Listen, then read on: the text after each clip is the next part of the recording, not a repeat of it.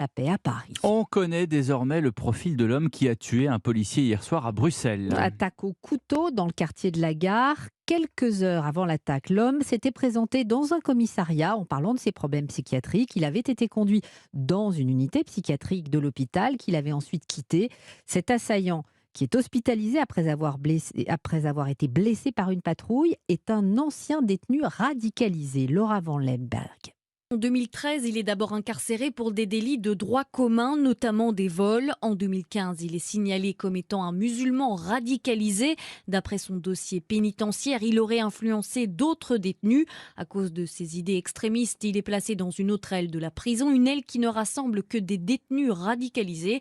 Il est libéré 2 ans plus tard, mais est toujours considéré comme un extrémiste potentiellement violent.